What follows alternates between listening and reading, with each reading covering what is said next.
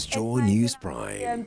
My name is Aisha Ibrahim and this is Joy News Prime, coming to you shortly from our studios in Accra. Coming up, Parliament reschedules briefing of Foreign Affairs Minister on transfer of ex-Gitmo detainees to Ghana.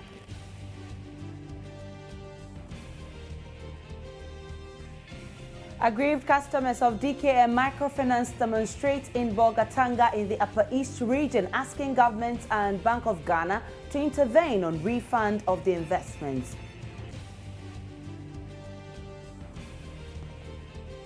Ashanti Rexec relaxes curfew it imposed on residents of Old Tafo following what Kumasi Mayor describes as tremendous progress. And in business, Audiovisual Rights says society to clamp down on businesses defaulting in the payment of royalties. And in our special report today, we'll bring you the motives and business of beggars on some streets of Accra. Remember, we're also available in Europe via the ABN channel 235. We'll bring you details plus many more shortly.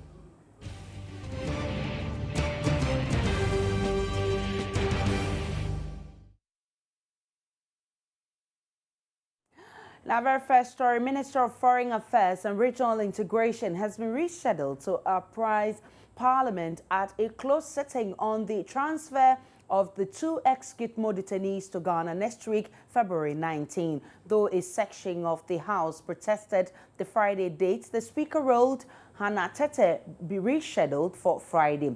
A report by parliamentary correspondent Emmanuel Ante. The minister, who was expected to brief the House on Friday, had earlier informed the leadership of the Business Committee of her unavailability due to national engagements. But Member of Parliament for Menchia South, Dr. Matthew Opoku Prempe, was concerned about the availability of members on the approved date by the Speaker. The Business Committee did not tell us or give us Parliament should make a decision. What are the available dates apart from 19th? That the Minister for Foreign Affairs can avail ourselves so that we can all make a meaningful contribution to that date that we want to make a decision on. But the Speaker, Edward Doajahu, disagreed with the concerns and insisted on the new date. She will not be available. And it's the Minister for Foreign Affairs. She's the Minister for Foreign Affairs. And she said that Friday would be convenient for her. And so please, let us just take the Friday. Friday is a sitting day. And so let's indulge the foreign minister to come and brief the House at closed sitting on Friday. I was involved in this discussion, and Abdulli, the minority leader, has been briefed. The majority leader is also involved. So, honourable members, Friday, the Minister for Foreign Affairs will come and brief members at a closed sitting on the matter. Meanwhile, the Minister of Finance is also expected to brief the House next Tuesday on the operations of savings and loans and microfinance companies in the country. This comes on the back of current impasse between several microfinance and savings and loans companies and a section of their clients. These troubled companies include the Jasper Motors and Investments Company Limited, God is Love Fund Club, DKM Diamond and Microfinance, and several others. Still in Parliament, the urban traffic management module under the National Service Scheme will be expanded to other regions following the success of the pilot project. This, according to the acting executive director of the Secretariat, Dr. Michael Kwesa-White, is after interaction with service personnel posted to Parliament. Dr. Kwesa-White told the media the module has yielded positive results, hence the decision to expand. I would say that it has been a success so far, both in Kumasi and in Accra. Anybody driving by on the street will see the National Service personnel well labeled, taking full charge of the management of traffic on our roads. We are thinking of giving other regions, that is if the police administration, who are the user agencies, give us a sense that yes, they will be needing more in all the other regions. We will deploy many more service personnel to take up that responsibility. And the service personnel are happy to do that, and we are very excited to encourage them. Look, that model worked in a way that is relatively different. They were deployed, and for 2 weeks they were camped at the police headquarters, the police training school in Tesano. And they were fed, They were made to bond together. They were given training. They woke up every day and did endurance walk, various forms of exercise, after which they passed out properly. They were given uniforms, and then eventually they get deployed every day to work. So that experience kind of changed their perspective on the whole issue of being on the street, and now they are working very well, and we are very happy about what they are doing. We pray that there will come a time when either through technology or any other means, we will not have to have human beings directing traffic in our cities. But for as long as a developing society, we have that as an area of need, we are very happy that we have provided some solution of some sort. And you know what?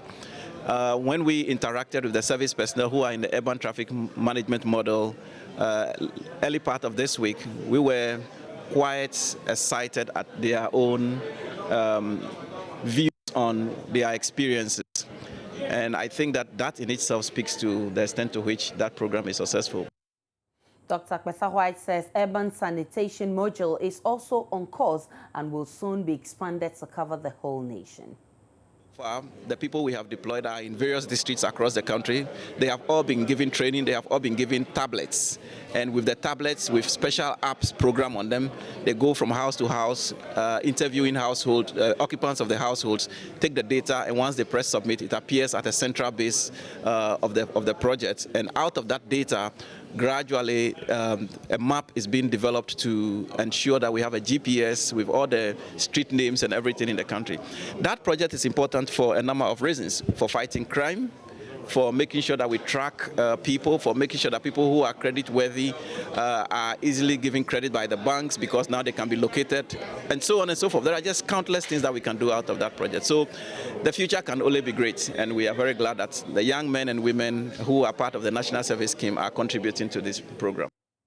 President John Dramani Mahama has pledged Ghana's commitment to working within the framework of the newly adopted Sustainable Development Goals, SDGs, in order to build a life of dignity for Ghanaians and ensure that no one is left behind. The president was speaking at a forum in Accra to introduce the UN Sustainable Development Goals, eminent advocates of which he and Norwegian Prime Minister Erna Solberg are co-chairs. The Sustainable Development Goals, SDGs, adopted by world leaders, represents a commitment by all nations to work together to end poverty, achieve shared prosperity, build peace, and secure a life of dignity and a healthy planet for present and future generations. According to President Mahama, the Millennium Development Goals, that's the MDGs, in the last 15 years have helped address socio-economic inequalities and disparities in the country. President Mahama believes Ghana is therefore well positioned and poised to drive the SDG agenda. The United Nations has described the MDGs as the most successful anti-poverty movement in the history of the world. And we in Ghana are proud of our contribution towards the global efforts in implementing them. The most recent annual progress report on the MDGs showed that the number of people living in extreme poverty as well as the proportion of undernourished people in developing regions of the world declined by more than half during the implementation of the Millennium Development Goals compared to the levels in earlier periods. Maternal mortality also declined by 45% worldwide, and the proportion of the world's population using improved drinking water sources rose significantly during the implementation of the MDGs. Across the world, school enrollment levels increased, but we must recognize that quality generally is still a problem. While substantial progress has been made towards gender parity in primary education and the participation of women in political activities, progress towards gender equality in the world's workforce remains slow. It is also estimated that more than 880 million people were living in slums by the end of the MDGs compared to 689 million in 1990. The UN Resident Coordinator, Christina Evans-Clark, called on world leaders to ensure that the provision of basic things such as shelter, sanitation, food, healthcare and education must be given needed attention to help address poverty and bring hope to millions of disadvantaged people. For the first time in history, the international community has agreed on a roadmap to the future we want that will leave no one behind. We have a comprehensive plan that is indivisible and borderless and that addresses fundamental aspects of economic, social, and environmental development. Addressing poverty, inequality, conflict, forced migration, and global warming is not something that can wait. These are highly complex global challenges that affect us all, no matter where we live or how we make a living. The 17 goals are not a menu, they are marching order.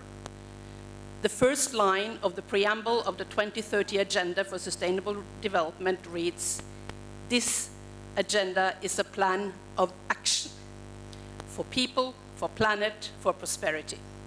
So action is what the world's leaders agreed to. First, progress on any given goal will be faster if we make use of effective partnership. This should involve all the crucial actors. We are not talking aid here.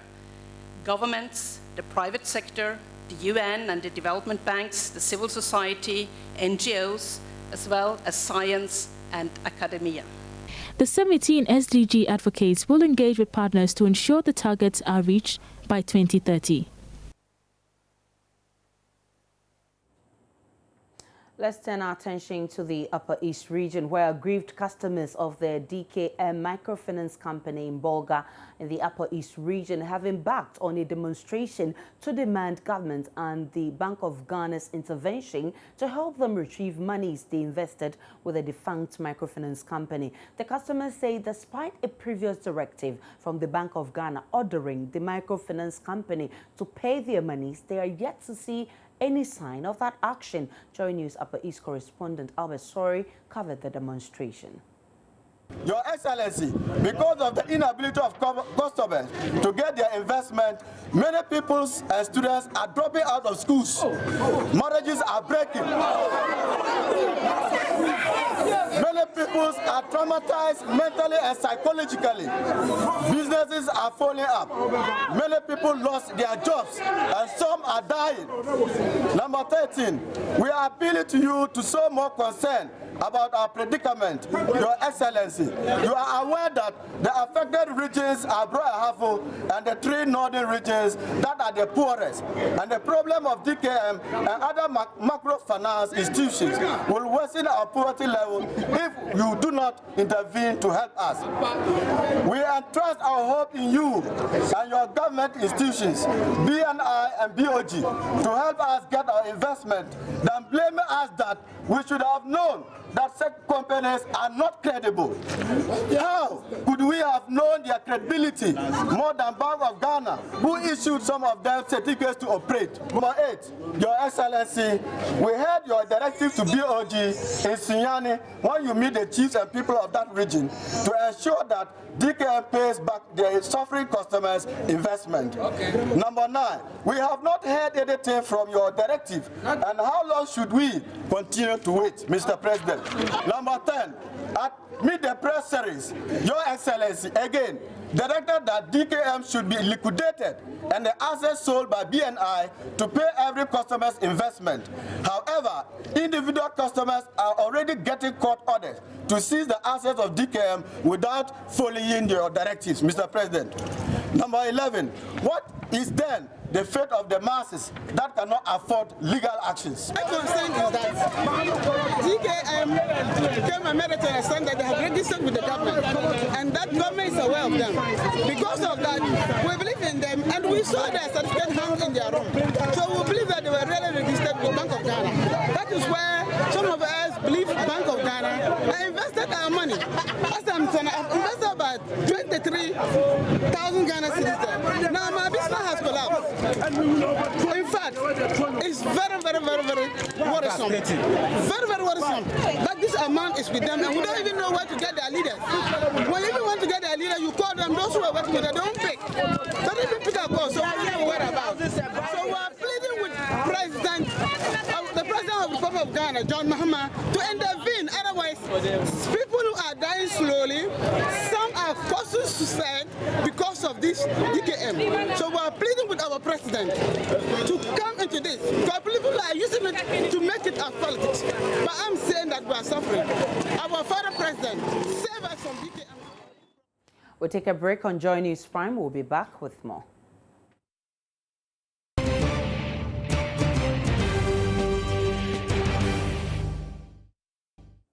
Welcome back to Joy News Prime. Now to the rest of our stories. And the Upper West Regional Director of the Electoral Commission says people will continue to perpetuate electoral fraud or violence if offenders are not punished. He notes Ghana has laws governing elections and they must be enforced. Speaking at the inauguration of the Elections Task Force in Wa, Srebo Kweku called for stiffer punishment for electoral offenders who perpetuate electoral fraud or violence. The Election Security Task Force for the Upper West Region is made up of all security service commanders, including the Upper West Regional Director of the Electoral Commission. Chairman of the task force, who also doubles as the Upper West Regional Police Commander, DCOP Kwesi Mensaduku, pledged to work without any biases to any political party. The public out there, they are counting on us as security officers. Because without proper security, there cannot be peaceful elections. I think this is not the first time that we are going to monitor elections. We have our past experiences. We are going to bring our past experiences, ideas, so that it is going to guide us to plan well, so that we have a free, fair, and smooth. Upper West Regional Director of the Electoral Commission, Srebo Kweku, expressed worry over the refusal to punish electoral offenders to serve as deterrent for others. A major concern is with respect to the arrest and the prosecution of offenders. In Ghana, it seems like when it is election, you do something, you are arrested, before you realize there will be much pressure on the police and the rest. So at the end of the day, you don't hear anything. That's why people go to the front, snatch ballot boxes, and you are not able to punish them as it should be. So my request is that we should try as much as possible to punish anybody who flouts the law, so that to serve as signals. And when we do that, we should give it publicity, so people will know that don't go and do this. It can happen anywhere, but not in Upper West here. So that we send signals to people that in Upper West, if you go contrary to the law, we the security forces will see to it that you are given the necessary punishment. 7 subcommittees will also be inaugurated in the coming week to complement the work of the Election Security Task Force. Reporting for J News, Rafik Salam. Wow. So back here in Accra in the studio, my name is Aisha Ibrahim, and so the other stories, the British High Commissioner to Ghana has assured of Britain's provision of logistics to the Electoral Commission for a credible election come November 7. John Benjamin explains that it is essential for the EC to be provided with all it needs in terms of logistics to avert any challenge towards a free, fair and transparent elections. The High Commissioner made these commitments when he paid a courtesy call on the Volta Regional Minister and her deputy at Ho. His visit was to familiarize himself with the region as well as inspect projects being undertaken in the Volta region by the British government. John Benjamin, who also had a meeting with regional executives of the various political parties, admonished them and the entire citizenry to endeavor to make the November polls a peaceful one. The UK is still one of Ghana's major development partners. We have a development program of well over £100 million a year. in total for Ghana. But where we work in Ghana depends very much on agreement with the national government in Accra over which projects to work on in which regions. Well, with regards to the elections in November, our only interest is that there should be peaceful and credible elections. So we will work with the Electoral Commission, as I believe with other donor partners. But that is to do with the logistics and the administration of the election. As the election itself, that's completely 100% up to the people of Ghana to decide. So we're working basically with to see what the Electoral Commission might request in terms of assistance. The Volta Regional Minister Helen Adjoan Toso, meanwhile, has appealed to the High Commissioner to consider supporting youth along the Volta Lake who want to engage in aquaculture and irrigation farming. We've told him a lot about the region, and we've also appealed to him that we have the lake stretching from Kwando to Krachi in Chomro, and our youth are interested in going to irrigation and then fish farming, aquaculture. So we've appealed to him if they'll be able to help our youth to go into agriculture. So we are happy that he's here, and we know that he will take our request up there. Fred Kwame Asare's report for Joy News. Now, about 200 of angry residents in 8 communities in the Upper Manya Krobo district of the Eastern region demonstrated this morning, protesting the bad nature of their roads, lack of potable drinking water, and lack of infrastructural development. The angry residents also threatened to boycott the 2016 general elections if government fails to improve their standard of living. This is a report by Haruna Yusuf Wumpene. The demonstrators are drawn from all walks of life in 8 communities in the Upper Manya Krobo district. Clad in red, they protested over the bad roads and lack of potable drinking water. The demonstrators marched through the Sekeswa and Pomponya Fantim streets with placards that read, "We want lights in our community. No potable drinking water in Upper Manya, no votes. No good road in Sekeswa, no votes. And no SHS, no vote."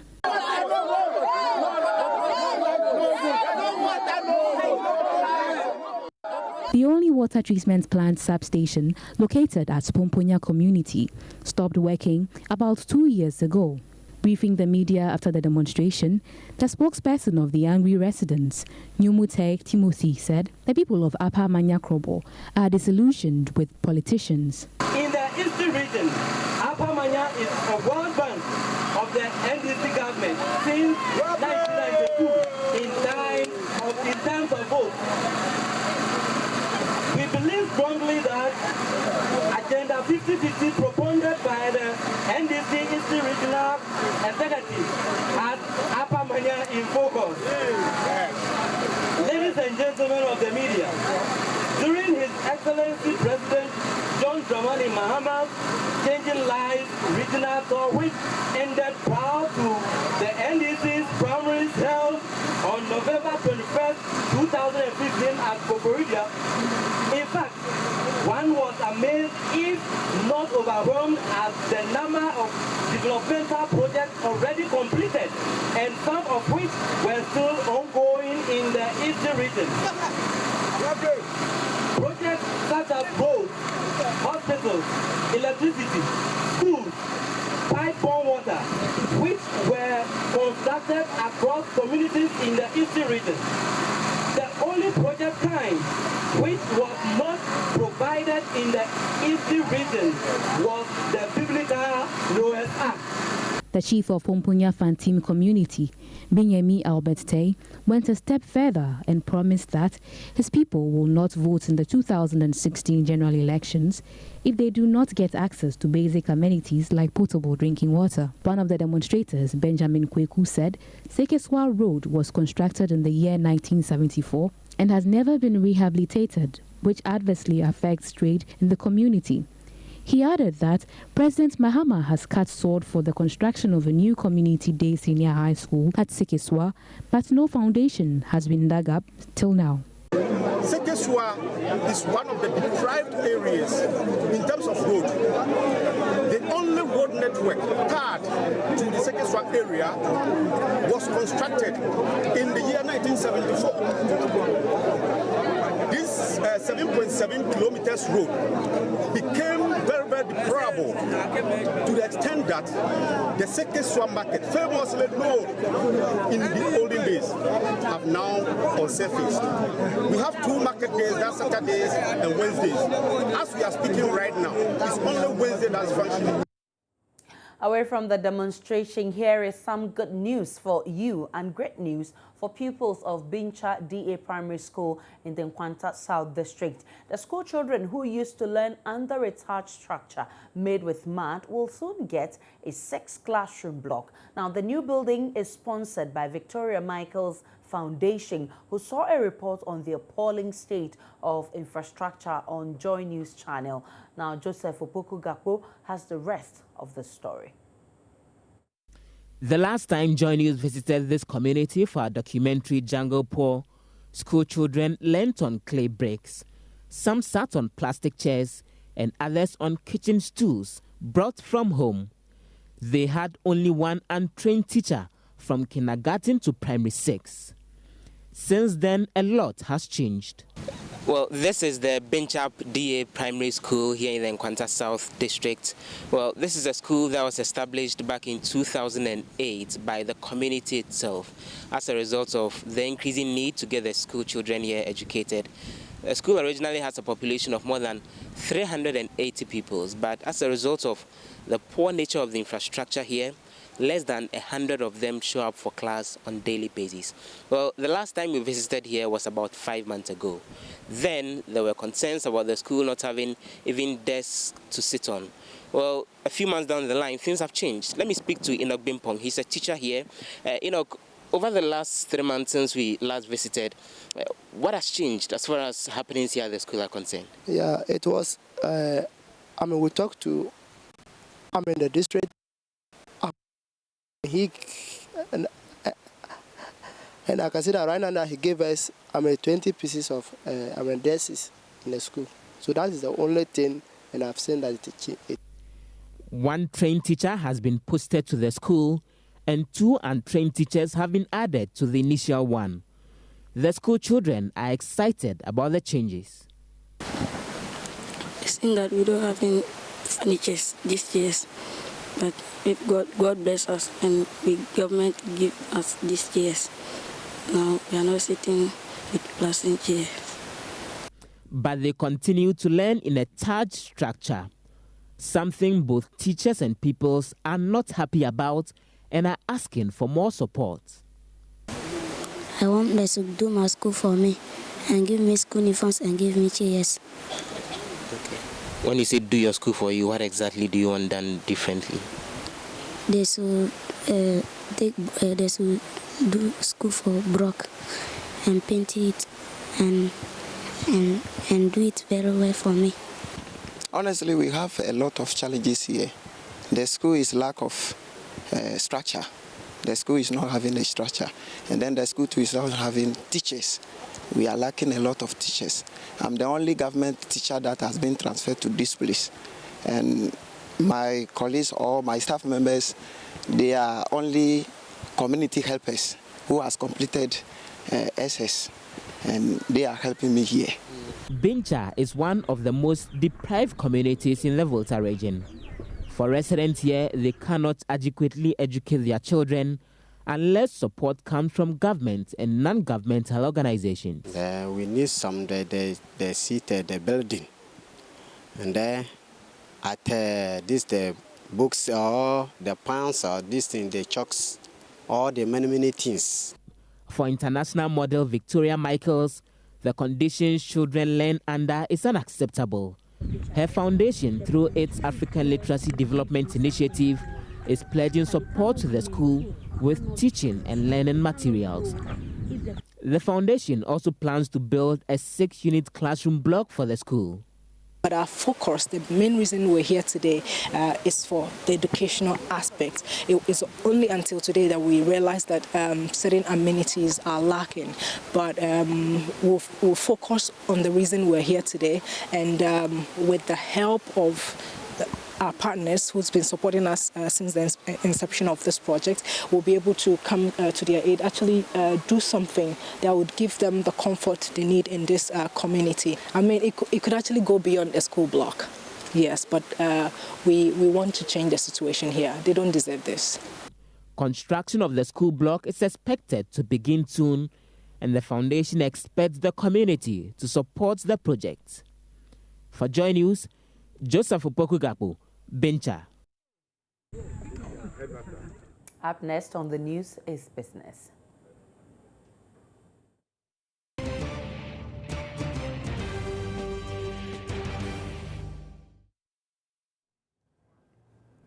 Now time for business, and Emmanuel Abuajiria is here with the very latest. Emmanuel, hi Aisha. Are you saying that if I am on board a taxi or a trotro and they're showing some video, yes, they have to pay? Of course. I mean, they have to pay to the Audio Visual Rights Society of Ghana. You know, these videos that you're watching, the owners of these videos have formed an association. And these drivers and operators of buses, transport buses, I mean, have to pay royalties to the association. But they bought the CD with money, the DVD. Well, but it is somebody's material, somebody's, you know, so if you buy, you have to watch alone. You don't have to show it to an audience. If you're commercialized. It means like, okay. Right. So let's see more of what they're saying. Yes, exactly. It's time for business. And the Audiovisual Rights Society of Ghana, ASOG, is embarking on an operation to clamp down on businesses defaulting in the payment of royalties to its members. The copyright law requires service providers that use audiovisual materials in their operations to pay royalties to the owners. This includes operators in the hospitality industry and transport sector. Many passenger buses, for instance, are required to pay 50 Ghana cedis, while big buses pay 100 Ghana cedis every year for the movies they show in their vehicles. The operators have, however, failed to comply with this over the years, and the Public Relations Officer of ASOG Task Force, Anas Mohammed Awal, says an exercise to ensure maximum compliance is underway.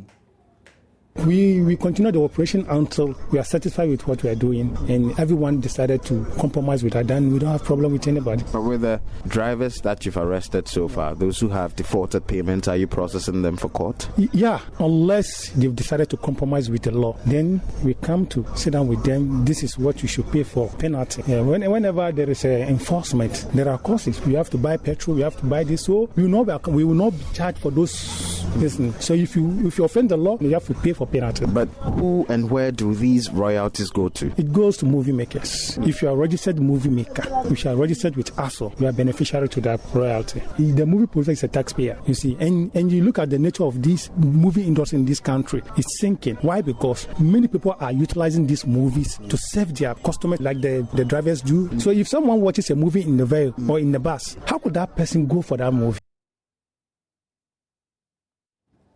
Now, away from that, players in the local printing industry say the new policy allowing them to print all of government's textbooks would improve the fortunes of their industry to create about 1,000 jobs. A number of printing firms have laid off several workers in recent years due to an unfavorable operating environment. Government has, however, agreed for them to print textbooks. The president of the Ghana Printers and Paper Converters Association, James Appiah-Beko, explains to Joy Business this is timely for the economy.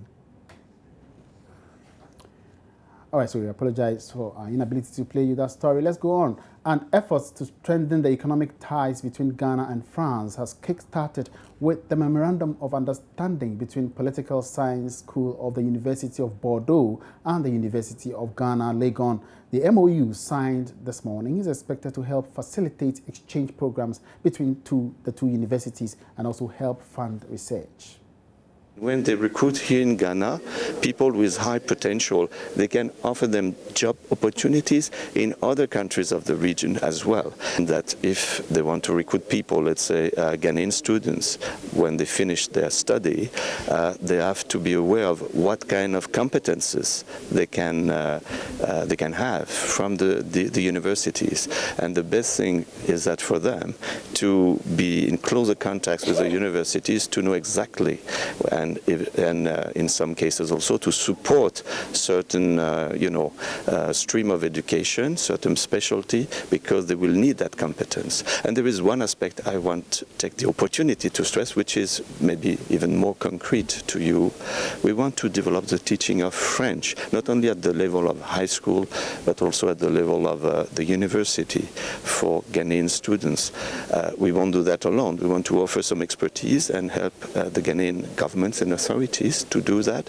And as I said, not only for the sake of beauty of the language, of French language, but also to add a competence and job opportunities for the Ghanaian students and for the Ghanaian people in general.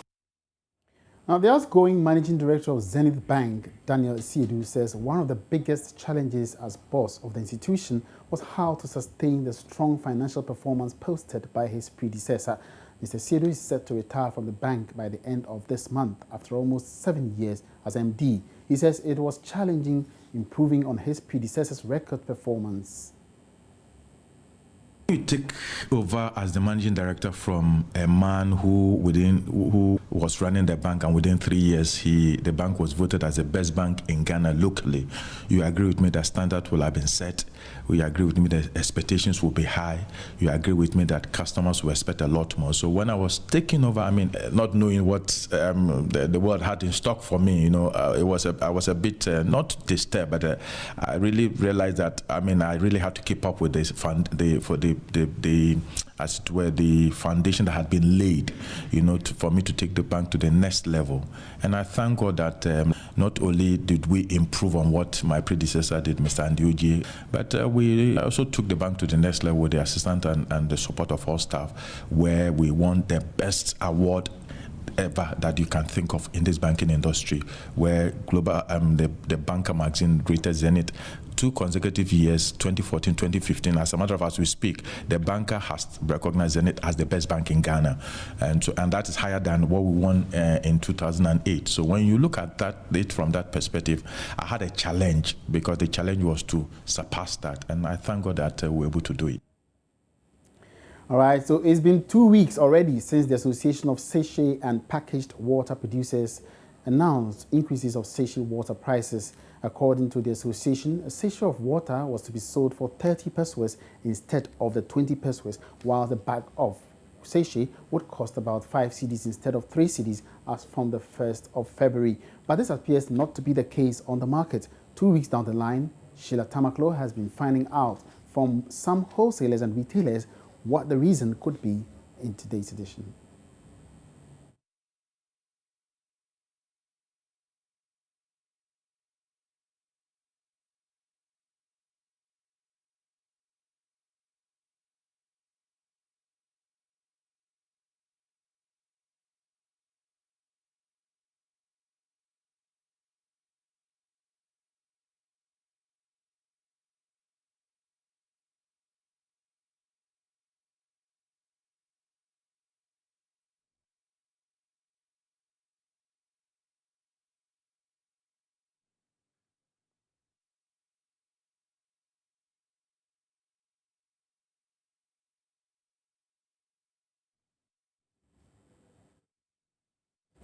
We sincerely apologize for the loss of sound in that video, and we're now going on to the market to find out how the various markets, the stock market, the commodity market, as well as the currencies ended today on a Friday. John has already joined me. John, good evening. Good evening, Emmanuel. Yes, how did the market end today? The market actually did not end that well, I mean, if you compare to yesterday, but of course it did its own as a Friday.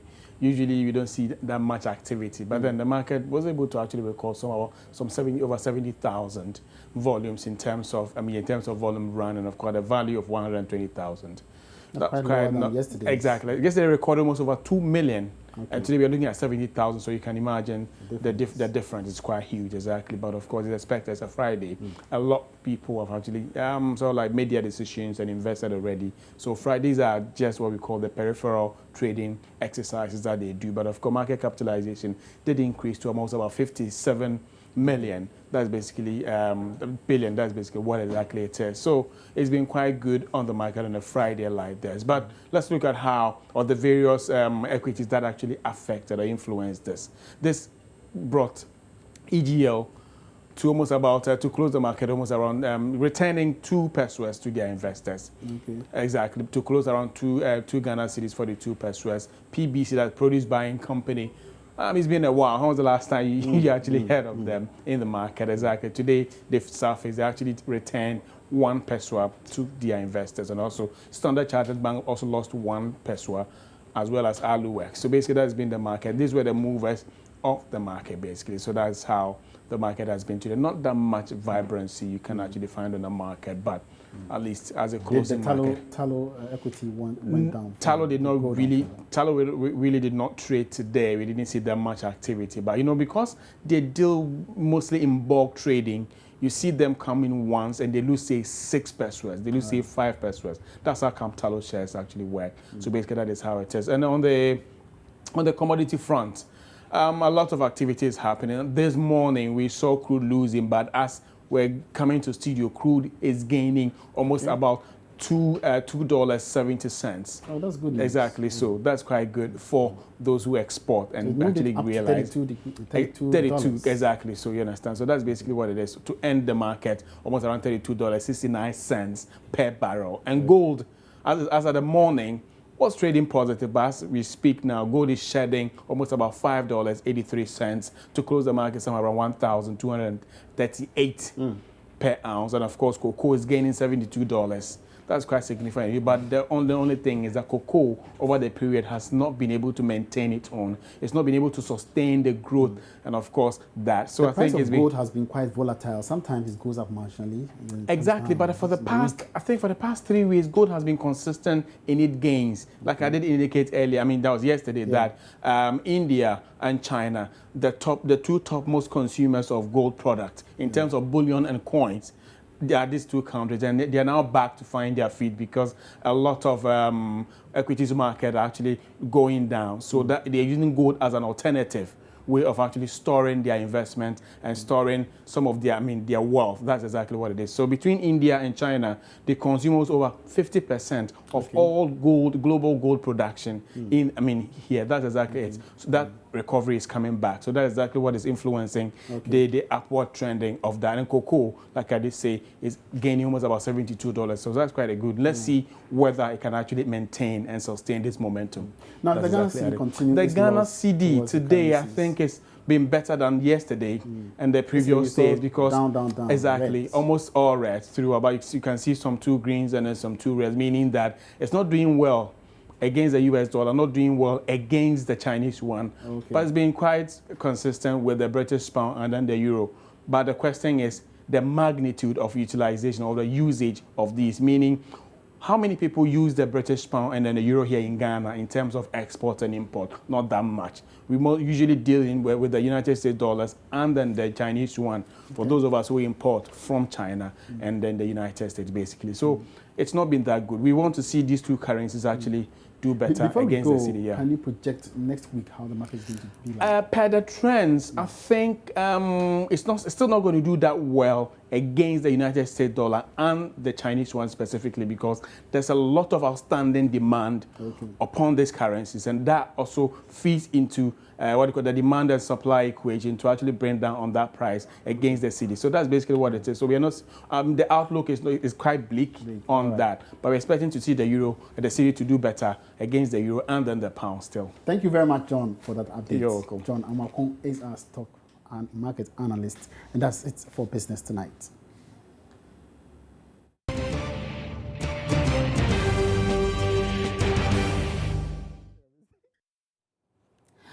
Welcome back to Joy News Prime. Now to the rest of our stories. And the National Chief Imam, Sheikh Imam Nuhu Shaributu, has appealed to the Zongo youth to restrain themselves and allow peace to prevail in the community. The Chief Imam and his entourage also appealed to the Chief of Tafo for the unfortunate incident that occurred on Saturday, where he was reportedly attacked by some youths at the Tafo cemetery. The Chief Imam and his entourage first visited the Asante Palace, where they had closed-door meetings with the traditional leaders. They later went to the Tafo Palace and pleaded with him about the sad happenings in the community.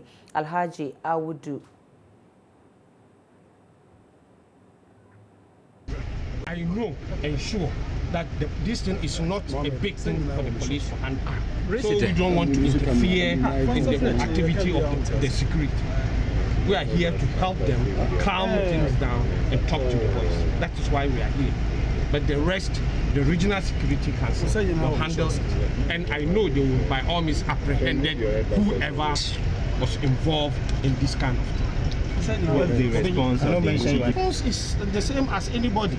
That this is something that should not happen. Shouldn't happen at all. If calm have been revealed and they sat down and talk about it, I don't think this thing will happen. So the Chief Imam is worried. That's why, because we don't want this thing to move beyond what has happened. So we have to calm down, talk to the boys, and let them know that this thing should not happen again. Our Ashanti Regional Correspondent Mohammed Nuruddin joins me via phone for more. Good evening to you, Mohammed Nuruddin. Good evening, Aisha. Can you confirm that over 40 people who were arrested in connection with the clashes will be released anytime soon? Aisha, as I'm speaking now, the information I just had is that they've been conveyed with a bus. I don't know if they have been allowed to go home, but I'm told that this evening the leadership, the leaders in the Zongo community were at the various police stations to facilitate the release of these people. And I'm told they were taken with some bus. I don't know actually if they were being released finally, but we'll check on that. But I must say that the curfew has also been reviewed. It's from 8 p.m. to 4 a.m. I just got home. I stay around, so I just got home. I was crashing back home to make sure I wouldn't be caught in curfew. So for now, the curfew has been reviewed. As we reported in the afternoon, it has been reviewed. Residents are also cooperating with security authorities and then the leadership to make sure that the peace in the area will prevail. Did they explain to you what this move will do, or what impact this move will have on the peace restoring process? Aisha, what happened was that what we had was that they've taken the details of these people who were arrested, and I know definitely they will be monitoring them. In a closed-door meeting, we actually do not know what happened in the meeting, but it was agreed that they're going to release these people. We don't know the rationale behind it, but that was what the leadership came out to tell us. And so for now, we cannot predict exactly why these people, why they decided to release these people. But it's all about peace, and they think that maybe if they release these people, members in the community would be able to cooperate with the security authorities and the leadership in the area. I'm sure you've been able to speak with the two parties involved in the conflict after this crunch meeting. What have they been telling you? Well, I haven't been able to speak to... I speak to some people, but I've not been able to speak to both parties. After we went to the Tafo Palace, where they pleaded with the chief about what happened on Saturday and about the whole incident, we went to the central mosque where the chief imam led the prayer, and that was exactly where they spoke with the youth. A lot of youth were there. We have a lot of mosques here, so some of them even pray the Juma prayer as early as possible to make sure they will be able to listen to whatever the chief imam would say. And so they were there, and they listened to the chief imam. We interacted with some of the officials, and they were telling us that they would make sure they will talk to the youth, and they will make sure they engage them to allow peace to prevail in the area. But the other side, we were not able to speak with them. But I'm sure that is what they are also preaching in the other side of the park. Nuruddin, before you go, we are aware that the curfew in the area has been reviewed. Can you tell us the new arrangement? Well, it has been reviewed from 8 p.m. to 4 a.m. That is the information I have just got. That is the information I have just got. And I can confirm that it is true because I have just left. I have just got home and I saw people moving around. So in the next few minutes, I'm sure the curfew will take effect till 4 p.m. in the morning, 4 a.m. in the morning, sir. Many thanks to Nuruddin Mohammed from the Ashanti region for the update. We'll take a break on Joy News Prime. We'll be back with international news. Lord Asare is here with the interactive segment. Interesting things to talk about tonight. Actually, yes. But good evening to you, Aisha. I'm loving your dress of many colors. Thank you very much, yes. Lord. What are we talking about? Okay, let's just go to it then. So, security of some citizens in the country seems to have shaken up, especially this week because the police have accidentally ended some innocent lives instead of protecting them. 3 people have been killed due to what I call recklessness of the police. What punishment would you prescribe for any police personnel found culpable? I think the policeman deserves to be arrested and sentenced, not to life imprisonment, but to an extended year that suits the punishment. And the weekend of love has begun. But with the growing space of relationships and marriages hitting the rocks, how would you keep your relationship away from the public? I wouldn't talk about it. Will not post anything on social media concerning my relationship. Will not talk to my friends about my relationship at all. So when I return within the hour, I'll be taking your social media comments on the trending stories of the day. Remember, the interactive segment is brought to you by Airtel. My name is Lord Asare. Indeed, I can see very interesting stuff coming up on Joy News Interactive. Just hold on for the next 30 minutes and you will have that. So time now to take a recap of our headlines.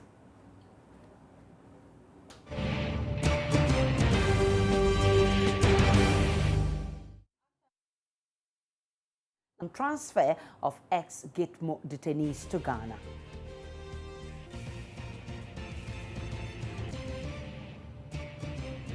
Aggrieved customers of DKM Microfinance demonstrating Bolga in the Upper East region, asking government and Bank of Ghana to intervene on refund of their investments. The Ashanti Rexec relaxes curfew it imposed on residents of Old Tafo following what Kumasi Mayor describes as tremendous progress. In business, Audiovisual Rights Society to clamp down on businesses defaulting in the payment of royalties.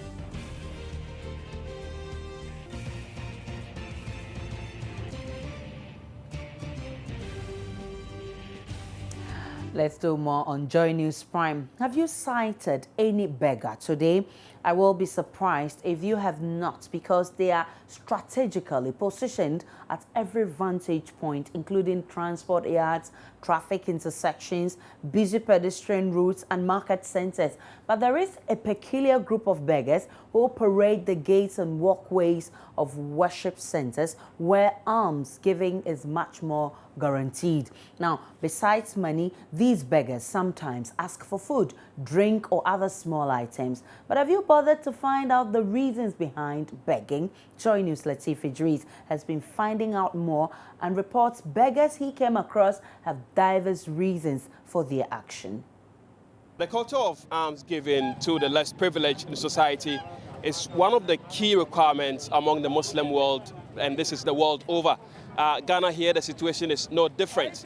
The situation has forced most vulnerable people and some tricksters to move into the business of begging for alms. I'm here with some of the beggars who are obviously with their cap in hand trying to make ends meet for the day. Let's find out from them and get the understanding of why they continue to beg on the streets. Young Chris Sudanka. Sunana Alhassan. Alhassan. Tunya shikafa bara. Ni yona kwana na uku. Kwanan ka uku.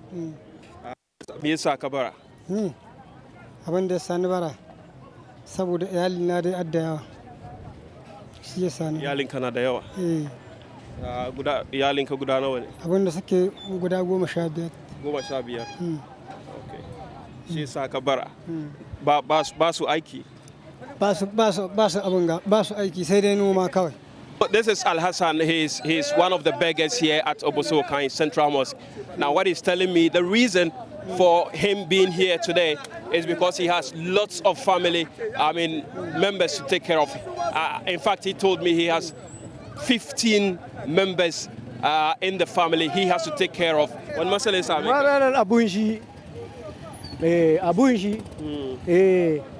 yine asa nike bara. Tunyaushe. Tumbana. Now, Kache Sudanka? Audu. He tells me that he is here because of an accident or a catastrophe, if you like, has pushed him to, join the queue of beggars who are always lining up the street leading to the Oboso Okai Central Mosque. Salaam alaikum. Young quick, change it. Kadam baka 1 city. It's like about 1 city in Basora. Amen.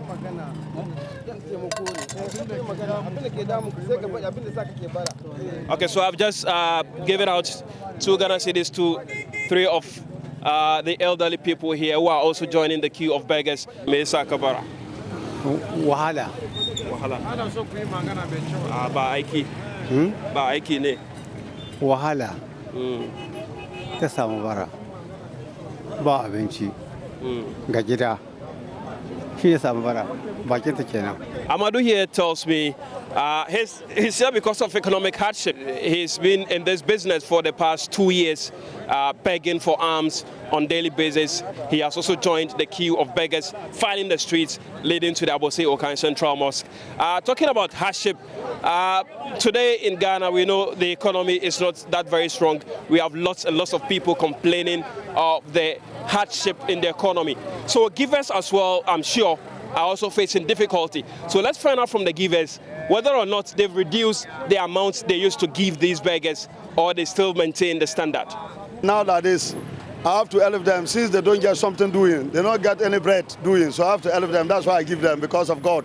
But the system is hard nowadays. It's hard. So have you reduced the amounts you used to give in the past compared to what you give them today? Yeah, the amount they are reduced some because the condition is hard now. Even a small cry, you have to give it the person. The God said that he see your heart. Next time he give you a more than the thing you give the person.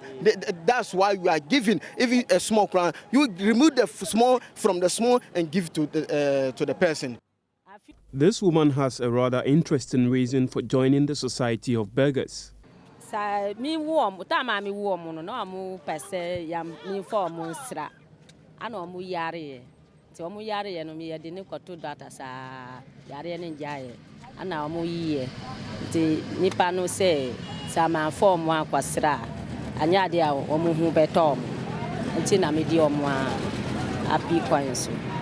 Mi ba no kra mi di omo na adwane say ni papa ompone say me ye de mi form mbra ha ti da bia ya call say mi form mbra na so omo nya ahotoye mi ti mi form nko. According to her, she's here on the street because she went to a traditionalist who advised that she comes to the street and beg with her 6 children.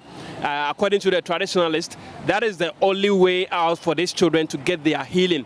Otherwise, they risk losing their lives. That is the reason why she is on the street begging, not necessarily because of economic hardship. Most beggars here have one physical disability or the other. Most of them also do not have any skill to make them employable. Yakubu is blind, so his presence here is not surprising. He may have lost his sight, but his vision is clear and focused. You say you want to stop begging. Yes. I want to understand, what can you do so that if someone wants to find a job for you, what exactly can you do? Anyway, I want to attend the school. And then become what in future? Yes, I want to attend the school again. And do what? And what would you want to do? And again, I want to. Do you know what is? You know that you get a workshop. Workshop. What kind of workshop? Workshop. Yeah. So what would you want to do? We do craft and many craft, basket and many things. Okay. So that is what you want to do? Yes. Other beggars I spoke with felt they cannot handle conventional jobs because of their challenges, including mental illness and physical disability. For Yakubu, a little financial push may land him his dream of getting educated away from the streets of beggars. Latif Idris, Joy News, Accra. From Accra, we go to Bunkurugu, where investigations into the Bunkurugu chieftaincy conflict have revealed that solutions to the crisis continues to be elusive because of vested interest by third parties. The most disturbing reports accuse civil society organizations of taking positions that obstruct the peace-building process. Seth Kwame Boateng has more in this excerpt of his documentary, Brothers at War. You see the people, even what to eat is a problem. It's the invisible hands in Accra, in prominent areas. They sit there and remote control the people, and they kill themselves. So they should also watch out. One day, they'll pay dearly for that, for the lives that are being lost, and the resources that we are wasting as a nation. The district chief executive for the area reveals some shocking details. These invisible hands cherish investment in arms even more than education. In Bunkurugu, if I should call my brother now, ask him that I want school fees, he will tell me there's no money. But if I call him and said, this particular clan is coming on so and so, they were expecting a possible attack from this particular clan, you see money coming down to buy, even getting a way of bringing nice guns to either protect ourselves or to attack. Security men here are not even familiar with the weapons the people use. Bunkurugu Yoyo District Police Commander Superintendent Stephen De La Porte says it's hard to locate and retrieve those weapons. The sound of those weapons, in fact, some of the soldiers out on the ground self cannot even detect the type of weapon they use. The sound of those weapons. We police, we are familiar with AK-47 and then other rifle handled by police. But the sound of those weapons, other weapons, in fact, meaning that what you say is true. They are using sophisticated weapons. You don't know where they take it from. In conflict studies, the invisible hands the outgoing Northern Regional Minister mentioned is called shadow parties. According to Dr. Festus Obin, a fellow at the Kofi Annan Peacekeeping Training Center, they stoke conflict because of the benefits they get in return.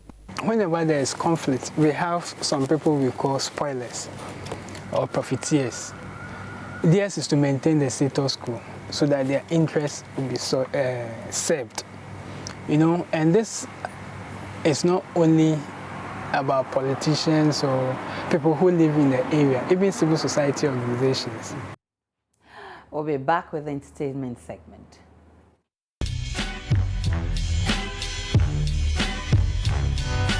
Entertainment news is brought to you by Airtel, the smartphone network.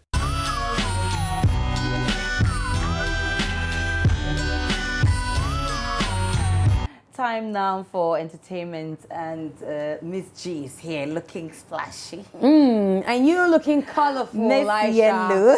No, you have all the colors in the rainbow, colors, yes. you know, on you, and so you're looking rainbowish, if there's a word like that. And you're looking yellowish, queen yellow. You see. So tonight, I know Ifya is in your lineup, exactly. but I know for one thing, Valentine's. Yes, so it's night. Joy Prime Night Out, and it's the Valentine Night Out with Joy Prime, our sister station, which is headlining Ifya and AB Krenzel. Okay. And they're going to be at the Alisa Hotel on the 14th, which is Valentine's Day, a day to show love. You know, they've been running the Valentine Chronicles. Right. And so it's time for them now to have a party out of the studio. And so Ifya was here earlier, and so she caught up with Gladys Osei Asare, and we've been talking about a lot of things. One of the things they talked about was the allegation that Ifya actually do.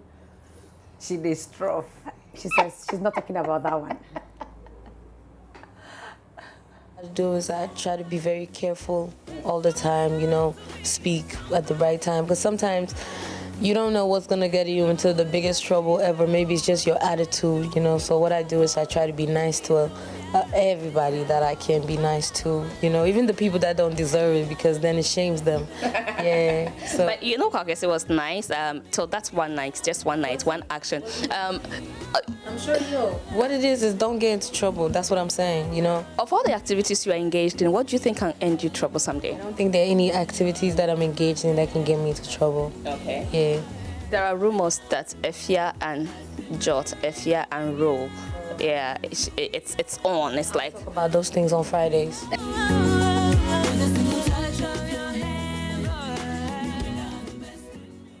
That was a smart move. Very, very smart one. I'm hoping that she passes through the studio again on Monday. Okay. And then we'll get to ask her the same question. I hope she doesn't tell us that I didn't talk about that on Monday. Anyway, but that's a very smart one by Ifya. Yes. Okay, so happening this weekend is No Man's Land. It's a movie produced by actress Salma Moonmin, and it's going to be showing at the West Hill Cinema and the Accra Mall, Silverbird Cinema at the Accra Mall. Now, what happened is that Salma was alleged to have said some time back that she will act nude for $5 million.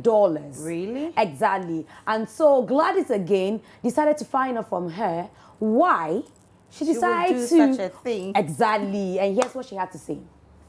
I mean, I made a statement, okay? I didn't say I would go nude for $5 million. I was asked if I would act, I'll act nude in a movie.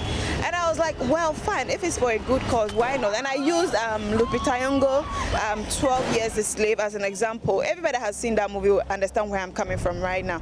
I said, oh, the movie is a good movie, and the moral behind it was fantastic. And she got paid hugely, so why not? If I'm to be casted for a movie such like that and being paid like $5 million, and at the end of the day I'm preaching something good to the public, why not? These were my words. The next day it was all over that I said I will go nude for $5 million. Christ, how much would you go nude for? I'm not saying it. I'm not.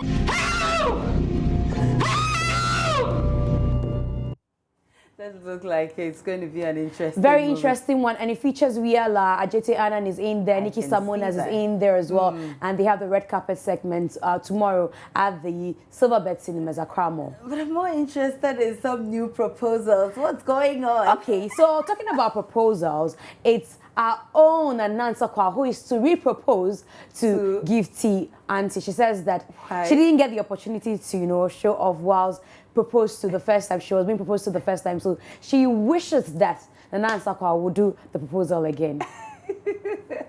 I'm waiting for Nana to propose to me again. Oh, you know why? Why? Because the way he proposed to me, still hasn't sat down well with me. So you know, some men can be. Oh, not you, but I mean, you know, my husband is very romantic. So mine was very beautiful. The only thing is, I didn't get a chance to share my own small. How was it? How was it? The first time we went out with this younger man, Chief here, he took me straight to his mother. Even before telling me that, Charlie, I'm in love with you.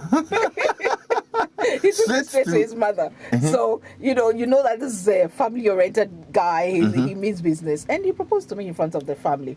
It was really nice, but I couldn't share my home. Because mommy did there, Mommy did there, auntie did there, uncle did there, best friend did there, kind of thing. So I'm in love with you. I'm love you. And so she wants a re-proposal. And then why? Is she hoping that maybe on Valentine's Day he could Well, do that? they were on Drive Time with Lexus Bill to read actually people's messages they have sent for Valentine's Day, people's proposals.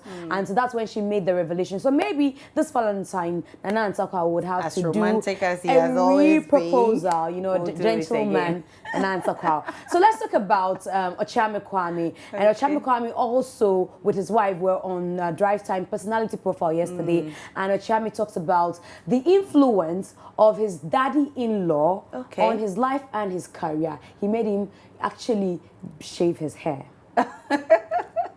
We went to the house, and then the man said, so the man gave me seats, he gave me water, and then he asked, they had like this bulging eyes, see all that God, all seeing eyes. The man is looking at my forehead, he can see my back forehead. So he asked me, so what's your mission? I said, sometimes you walk with me, my baby. I met your daughter, I want to fly with me, my baby. With dreadlocks on your head. Sometimes you run with me, my baby. If you want to be my daughter's friend, my baby, you should go and cut off my baby. So when he said that, I said, I've cut off my box. Turn it down for what? So we apologize for the poor audio, but basically what Ochame Kwame was saying that when he met his wife, he had dreadlocks on, and then the wife took him to her dad, and the dad was like, hey, if you want to come and keep visiting my daughter, you need to take this off. And he said he was scared by that, so he refused to go visit her subsequently. Right. But after weeks, he decided that, okay, he would go. But this time around, because it was a twist hair, he combed it. And the dad of the lady was surprised and says, okay, can you imagine your hair down with you in suit as a rapper? You look dandied. I don't know what that means though, right? And that's how come he began to get a new style before he was able to marry his wife. So how does he see himself now? No, now he's looking better. Now he has the wife, so he can decide to lock his hair, anything he wants to do. Now he's got to what he wants, right? Exactly. But finally, before I go, is Ghana's most beautiful second runner-up in 2011, who also contested the seat of North Ablekuma also with Esla, in the primaries, and that seat is where Esla also is. Yeah, and she's been talking about politics and also the fact that she lauds the government's initiative to end child marriage. Okay. The First Lady has taken a bold decision. He's taking an initiative that I believe that all women groups in the country must come together and rally behind her to make it a successful one. I would say that it's not going to be easy because early child marriages, as we know in Ghana, is really being practiced in the northern part of the country. And so personally, being in politics, and I know how it is, I would say that I want all the parliamentarians to come together, whether male or female, and then pass a law that would go say that, okay, this must stop because it is really ruining the future of these young ones. I mean, 13 years, 14 years, and they are being married off. I mean, if you go into it, you find out that it's nothing, but then they'll say it's got to do with culture. We came to meet it, so we have to practice it. If we don't do it, it's going to be a taboo. It's this, blah, blah, blah. So we just want to make sure that our girls have a brighter future. That's all the fun you can have on Joy News Prime. Exactly. My time is up. I wanted to give you chocolate. Oh, it's there. I wanted to surprise you. This is why I miss Israel. Israel would have delivered. Aisha. Oh, come on. Aisha, no. I gave you 5 good days to give me common chocolate. Don't doubt. I'll make you The entertainment weep. segment was brought to you by Airtel, the smartphone network. I'll be back your way again on Monday. Have a blessed weekend. Aisha. Bye. So we are still on. Entertainment news was brought.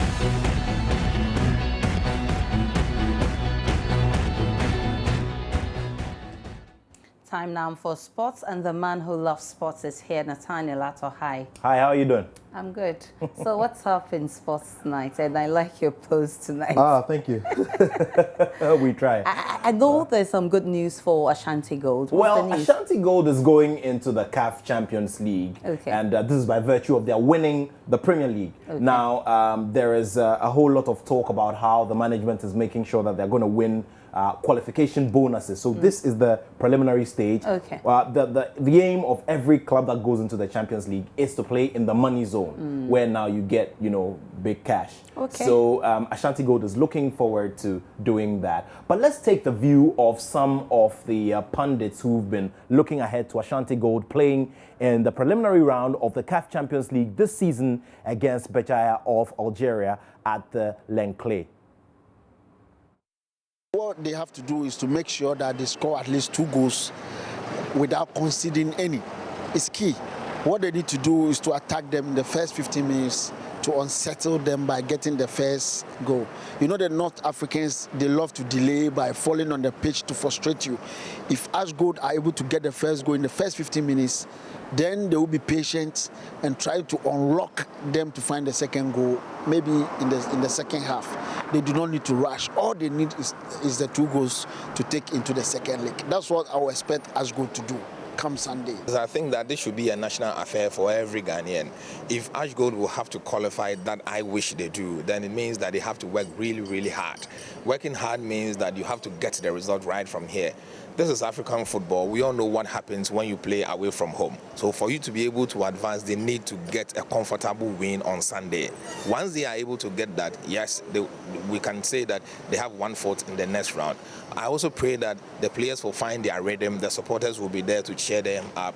But the most important thing is that the players should get to know that this is their assignment. This is not somebody to tell them that you have to go in there and get it done. This is your profession. Go out there, get it done, and your name will be high.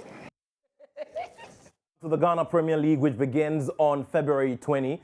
And we focus on the camp of Accra Hearts of Oak because the management of the club has decided to pay enticement fees to players who were purchased to ensure that confidence is boosted ahead of the start of the season. Chairman himself has brought money to the club.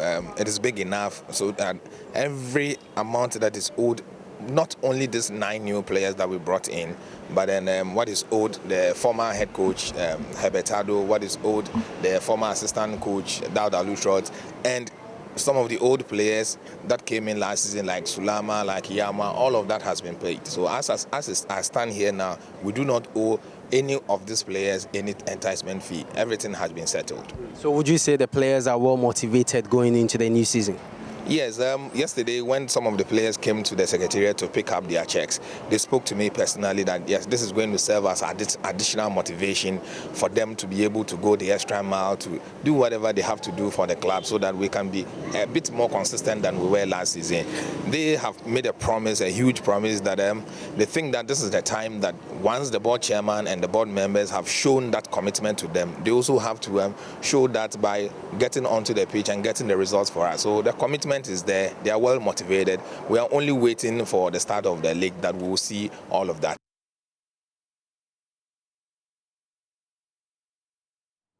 All right, let's go to the English Premier League where we focus on some of the big games that are coming up this weekend. And of course, Leicester City, the league leaders, are in focus because the man Arsene Wenger has been talking about them and their performance ahead of the weekend's game. All right, now behind me is Jerome Valcke, the former FIFA General Secretary. Well, he's been handed a hefty ban of 12 years. Now, this story is on the sports page of myjoyonline.com. We'll do a little bit in the lead. Now, Jerome Valcke, who's former FIFA General Secretary, has been banned from all football-related activity for 12 years, the latest high-profile official to be sidelined from the sport after causing considerable financial damage to the sport's governing body. So there's more on this story as we go along. And of course, you can get on the sports page of myjoyonline.com for the details of that story in that hefty 12-year ban from all football-related activity. A quick run through the games to look forward to in the English Premier League. Manchester United are away to Sunderland.